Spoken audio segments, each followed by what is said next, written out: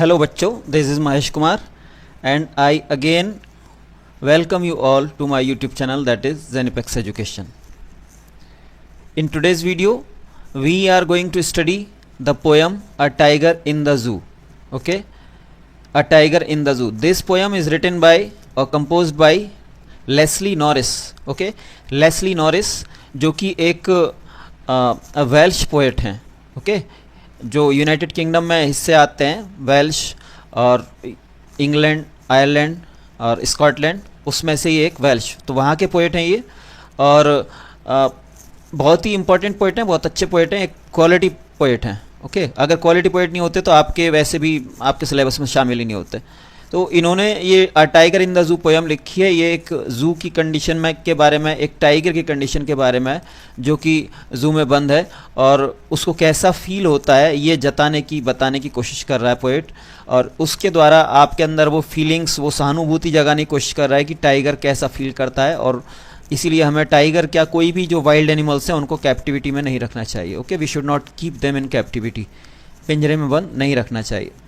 Okay, ये poem इनकी 1938 में लिखी गई थी. ये इनकी शुरुआती पोएम्स में से है. और ओके, ये जो लेस्ली नॉर्टन है ये एक पहले तो आर्मी में गए. ओके, काफ़ी गरीबी में पले बड़े ये, और उसकी वजह से इनकी एजुकेशन पूरी नहीं हो पाई, स्कूल से ड्रॉप आउट करना पड़ा इनको. उसके बाद ये सेकेंड वर्ल्ड वॉर शुरू हो जाता है तो उसमें आर्मी में भर्ती हो जाते हैं और लड़ते हैं देश के लिए अपने. उसके बाद वॉर के बाद फिर ये टीचर बन जाते हैं. टीचर के बाद प्रोफेसर की जॉब तक जाते हैं, यूनिवर्सिटी के प्रिंसिपल तक, डायरेक्टर तक बनते हैं. ओके, तो बहुत लंबा सफ़र तय करते हैं, एक स्कूल से लेकर के यूनिवर्सिटी तक. तो शुरुआती पोएम है 1938 में लिखी थी इन्होंने ये. बाकी जो इनके अधिकतर जो पोएम्स हैं, जो ज़्यादा हिट पोएम्स हैं, जो ज़्यादा इनकी फेमस कंपोजिशंस हैं, वो अधिकतर 1960s और उसके बाद में लिखी गई. ओके, तो ये शुरुआती पोएम है जिसको कि हम स्टडी कर रहे हैं यहाँ. तो इसमें पोएट जो है वो कंट्रास्ट दिखाने की कोशिश कर रहा है. Contrast a tiger in the जू with the tiger in its natural habitat. Okay, इसमें पोएट जो है वो ऑल्टरनेटिवली कभी आपको जंगल में लेकर के जाएगा और वहाँ दिखाएगा कि टाइगर वहाँ क्या कर रहा होगा या क्या करते होना चाहिए था उसे, और फिर आपको वापस ले आएगा और जू पे ले आएगा और वो दिखाएगा कि क्या कंडीशन है. तो इस तरह से कंट्रास्ट करके दिखाएगा, एक कंपेयर करके दिखाएगा कि क्या फ़र्क पड़ता है दोनों चीज़ों से. और इस तरह से आपकी इमोशंस को एग्जीक्यूट करेगा, उनको कहीं ना कहीं चार्ज करने की कोशिश करेगा कि जिससे कि आपको टाइगर की कंडीशन पे कहीं ना कहीं सिंपैथी आए, एम्पैथी उससे जागृत हो और आप ऐसी चीज़ों को इनकरेज ना करो. तो चलिए मेन पोएम पर आते हैं. 5 स्टैंजास की पोएम है ये, थोड़ी लंबी पोएम है और थोड़ा वक्त लगेगा, लेकिन बहुत ज़्यादा नहीं लगेगा. Okay, he stalks in his vivid stripes the few steps of his cage on pads of velvet quiet in his quiet rage. Okay, तो यहाँ जो शुरुआत हुई है पोएम की वो केज से हुई है और वहाँ दिखाया है कि किस तरह से टाइगर जो है वो अपनी पूरी ब्यूटी, जो जैसा सुंदर सा उसका आकार होता है उसके साथ वहाँ पे पिंजरे में बंद है, और वो जो तंग सी जगह है उसमें किस तरह से वो वहीं पे जैसे तैसे करके बस चल रहा है. ओके, जिस टाइगर को खुले जंगल में दूर दूर तक टहलने की आदत होती है वो इतने छोटे से पिंजरे में कैद है और उसकी कंडीशन बड़ी दयनीय है. Okay, on pads of velvet quiet in his quiet rage, और वो टहल रहा है किस पर, अपने पैड्स पे जो कि वेलवेट के जैसे हैं, मतलब बहुत ही सॉफ्ट हैं ना. और उसके अंदर जो गुस्सा है वो बस मतलब गुस्से वाली शांति में है. गुस्सा तो अंदर से बहुत है लेकिन क्या करे, because he is behind the bars so he can not express his anger. और हम कह सकते हैं कि वो अपना जो गुस्सा है वो किसी दूसरे पर उतार नहीं सकता. ओके, तो गुस्सा तो बहुत है, नाराज़ तो बहुत है वो. He should be lurking in shadow, sliding through long grass near the water hole where plump deer pass. तो आगे पोएट कहता है कि वो इसके बजाय कहाँ होना चाहिए था इस टाइम, वो इसके बजाय होना चाहिए था जंगल में, है ना. ये जो फर्स्ट स्टेंजा था ये पिंजरे से रिलेटेड था, जू से था, और अब उसको नेक्स्ट स्टेंजा में जैसे हम कह रहे थे वो जंगल में दिखा रहा है. जो नेक्स्ट सीन है जंगल का है, तो वो कह रहा है कि इसके बजाय इसको कहाँ होना चाहिए था, इसको जंगल में होना चाहिए था.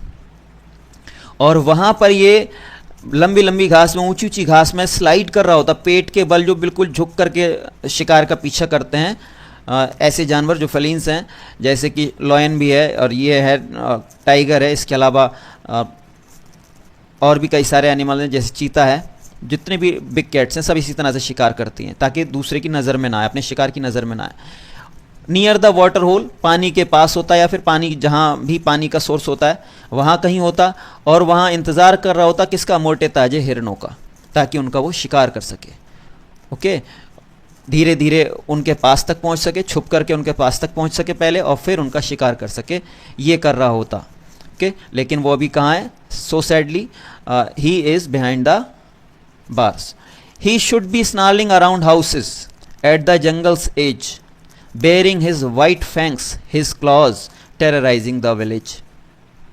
ओके, इसके बजाय वो कहाँ होना चाहिए था, वो जंगल में होना चाहिए था, वो जंगल के किनारे पे जो गांव हैं ना वहाँ होना चाहिए था। ओके, जंगल के किनारे पे जो गांव हैं वहाँ होना चाहिए था, और वहाँ वो अपने बड़े बड़े जो कैनाइन उसके होते हैं वो दिखा करके गांव वालों को, और अपने पंजे दिखा करके जो बहुत ही खतरनाक, जिसमें नाखून होते हैं बहुत लंबे लंबे और बहुत ही शार्प, तो उनको दिखा करके गांव वालों को, ग्रामवासियों को डरा रहा होता। वो वहाँ होना चाहिए था, टेरराइजिंग द विलेज। ओके, लेकिन फिर sadly he is not there, he is here in the zoo. Okay, तो ये आपके 3 फर्स्ट स्टेंजा थे। अब इन्हीं में जो आपका कुछ पोएटिकल डिवाइसेस यूज़ हुई हैं उनको देख लेते हैं।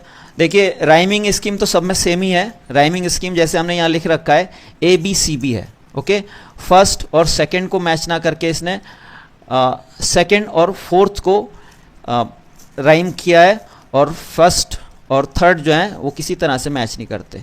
ओके, ABCB, इसीलिए जो राइमिंग स्कीम है इसकी ABCB है पूरी पोएम की। ओके, इसके अलावा कुछ इंपॉर्टेंट फिगर्स ऑफ स्पीच हैं। देखिए, शुरुआत ही होती है जो शब्द है ही से होती है, और ही जो है वो इन्होंने यूज़ किया टाइगर के लिए, जबकि टाइगर या कोई भी एनिमल जो होते हैं उनको हम इट से शो करते हैं, तो ये ही यूज़ किया है जो कि पर्सन के लिए यूज़ होता है, तो इसलिए हम यहाँ कह सकते हैं कि पर्सोनिफिकेशन है। Okay, here is the figures of speech that is called personification. ऐसे ही पेट्स ऑफ वेलवेट क्वाइट में मेटाफोर है। ओके, उसके पैड्स को, उसके पंजों को उसने जो कंपेयर किया है पोएट ने, वो वेलवेट से कंपेयर किया है, इसलिए यहाँ पे मेटाफोर है। ऐसे ही क्वाइट रेज में 2 एक दूसरे के अपोजिट वर्ड्स हैं। ओके, तो यहाँ पे ऑक्सीमोरॉन है, ऑक्सीमोरॉन। ओके, ऐसे ही एक ही लाइन में एक ही साउंड से शुरू होने वाले 2 वर्ड्स आए हैं, तो एलिट्रेशन है। एलिट्रेशन यहाँ भी है, प्लम पास। ओके, ऐसे ही आप जब नीचे आएंगे थर्ड वाले स्टेंजा में लास्ट में जो लाइन है टेरराइजिंग द विलेज, यहाँ पे ट्रांसफर्ड एपिथेट है। देखिए, ट्रांसफर्ड एपिथेट को जरा देख लीजिए, बहुत इजी सा है वैसे तो ये। जब हम किसी एक चीज़ की क्वालिटी को किसी दूसरी चीज़ पर ट्रांसफ़र कर देते हैं, हालांकि मैसेज लगभग वही जाता है, मैसेज सेम है, मीनिंग लगभग सेम होगा, बस एक फ़र्क को हम दूसरे पे, एक जो प्रभावित हो रही है चीज़, जिस पे असर पड़ रहा है, उसको ना यूज़ करके डायरेक्टली किसी दूसरे पे लगा देते हैं, तो उसी को हम ट्रांसफर्ड एपिथेट कहते हैं। जैसे यहाँ टेरराइजिंग द विलेज, गांव को डरा रहा है। गांव थोड़ी ना डरेगा। ओके, गांव कोई एनिमेट थिंग नहीं है। गांव क्या है, गांव तो आपका घरों से मिलकर के बना है, घर या जो वहाँ ढांचे रहते हैं, जो भी स्ट्रक्चर्स रहते हैं, उससे मिलकर के बनाया, तो वो थोड़ी ना डरेगा। डरेगा कौन, गांव में रहने वाले लोग। तो गांव से मतलब यहाँ गांव के लोगों से है ना, गांव के लोगों को डराता है, तो इसीलिए यहाँ पे ट्रांसफर्ड एपिथेट है। ओके, ऐसे ही और भी कई सारे एग्जाम्पल्स हो सकते हैं जिसको कि आप नेट से देख लें अपनी सुविधा के लिए। आगे देखिए आप, 2 स्टेंजा भी इसके बाकी हैं। But he is locked in a concrete cell, his strength behind bars, stalking the length of his cage, ignoring visitors. लेकिन दुख की बात क्या है कि वो कहाँ है, वो तो कंक्रीट सेल में कैद है ना। वो जो 2 स्टेंजा में जंगल में दिखाया था, हाइपोथेटिकल कंडीशन थी कि वो कहाँ होना चाहिए ना, एक काल्पनिक कंडीशन थी यहाँ पे कि कहाँ होना चाहिए, जंगल में, और ऐसे से करना होना चाहिए था उसको, लेकिन वो वहाँ पे नहीं है। तो वो कहाँ पर है, वो कंक्रीट सेल में बंद है, और वो जो उसकी सारी ताकत है वो कहीं ना कहीं लोहे की जो रॉड्स हैं उनके पीछे कैद है। Stalking the length of his cage, ignoring visitors. और वही जो छोटा सा स्पेस है उसके पिंजरे में, बस वो उसी में दाएं बाएं टहल रहा है, जैसे भी टहल रहा है आगे पीछे। ओके, और वो उसको जो जगह मिलनी चाहिए थी, खुला स्पेस मिलना चाहिए था, वो उसके लिए अवेलेबल नहीं है, इसलिए उसकी कंडीशन बहुत ही ख़राब है, बहुत ही दयनीय है ये। ओके, नेक्स्ट देखिए, he hears the last voice at night the patrolling cars and stairs with his brilliant eyes at the brilliant stars. Okay, जब रात होती है तो वो लास्ट में पेट्रोलिंग कार्स की उसको बस आवाज़ आती है, जो कार्स वहाँ पेट्रोलिंग कर रही हैं उनकी आवाज़ आती है, और वो कुछ नहीं करता, बस अपनी चमकती हुई आंखों से चमकते तारों को देखता रहता है। यहाँ एक कंट्रास्ट करके दिखाया गया है फिर से पोएट के द्वारा, एक इफ़ेक्ट देने के लिए, है ना। ये पोएटिकल डिवाइसेस हैं सारी, और ये इनका मेन रोल ही ये होता है कि जो पोएट्री है वो आकर्षक बने, सुंदर बने। ओके, तो इसीलिए ब्रिलियंट आइज़ को ब्रिलियंट स्टार्स के साथ कंट्रास्ट करके दिखाया गया है, और सिंबलिज्म का यहाँ पे इस्तेमाल है। कहीं ना कहीं उसकी जो आइज़ हैं उनको सीधा सीधा सिंबलाइज कर रहे हैं, किन से? स्टार से। जैसे स्टार्स चमकते हैं ऐसी उसकी आइज़ चमकती हैं। ओके, इसके अलावा यहाँ पर ये देखिए मेटोनिमी भी है।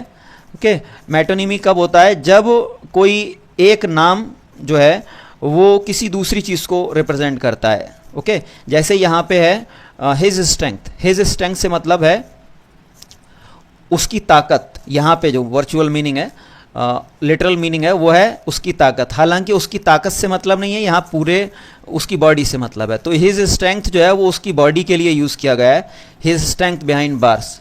ओके, तो इसीलिए यहाँ पे मेटोनिमी है। तो ये आपकी पोयम थी, और कोशिश की कि शॉर्ट से शॉर्ट में हो जाए, जिससे कि आपके लिए ज़्यादा टिपिकल ना हो कंडीशंस, आपको पोयम भी पूरी समझ में आ जाए, उसमें जो चीज़ें हैं, जो फिगर्स ऑफ स्पीच या जो दूसरी चीज़ें यूज़ हुई हैं, राइमिंग स्कीम वगैरह है, वो सब आपको अच्छे से समझ में आ जाए और आपका ज़्यादा टाइम भी ना लगे।